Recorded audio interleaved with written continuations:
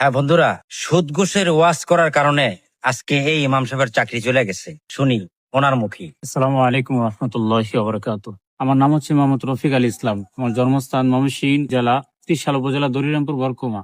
আমি একজন মাজলুম ইমাম। আমি ময়মনসিংহ সদর চুরখাই এলাকায় একটি মসজিদের ইমামতি করতাম। সেখানে আমার জুমার বয়ানে অনলাইন জুয়া সুদ ঘুষ নিয়ে যখন বয়ান করি তখন আমার মসজিদের চাকরিটা চলে যায়। মসজিদ কমিটি আমাকে বিদায় করে।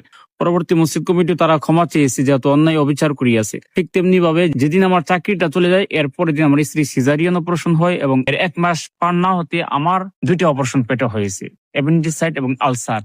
তো এখন আমি আমার পরিবার নিয়ে মানবতার জীবন যাপনে আছে। আমার নেই কোনো কর্মস্থান। এখন আমি দেশবাসীর কাছে আকুল আবেদন করতে চাই যাতে করে একটা কর্মস্থলের ব্যবস্থা, একটা চাকরি, ব্যবসা বাণিজ্য, ক্ষুদ্র ব্যবসার যেন আপনারা করে দেন আমাকে, যাতে করে আমি হালাল রুজি উপার্জন করে আমার 2টি সন্তান নিয়ে, পরিবার নিয়ে আমি সঠিকভাবে চলতে পারি। আমার মাথা গোজার কোনো ঠাঁই নাই, ঘর নেই।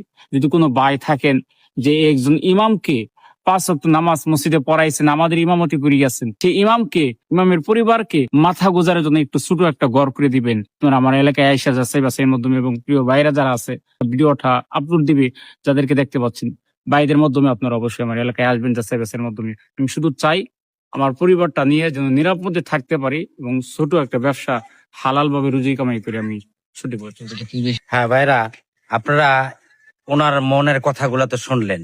যে যেখান থেকে দেখছেন, আসলে আপনারা তো কতজনে কত টাকা আমরা নষ্ট করে ফেলি, খেয়ালাই। আজকে এই অসহায় পরিবারটার পাশে আপনারা যদি একটু দাঁড়ান, হ্যাঁ, তাকে একটু সহযোগিতা করেন।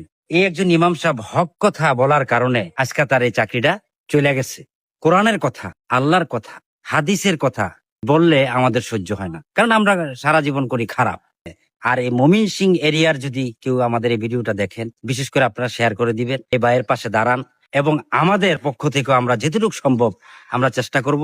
আমাদের এই পেজের মাধ্যমে যদি কেউ অফার করে যে বাইকে একটা ঘর করে দিবে, বাইকে একটা ব্যবসা দিয়ে দিবে, অবশ্যই তার বাড়িতে গিয়ে আমরা এই জিনিসগুলা নিজের হাতে করে দিয়ে আসবো। যে যেখান থেকে দেখছেন ভাই, ভিডিওটা শেয়ার করেন, বেশি বেশি করে শেয়ার করেন। একজন ইমাম সাহেবের দিকে তাকিয়ে, তার ফ্যামিলির দিকে তাকিয়ে, তার বাচ্চা কাচ্চা তাদের দিকে তাকায়া। সকলকে ধন্যবাদ।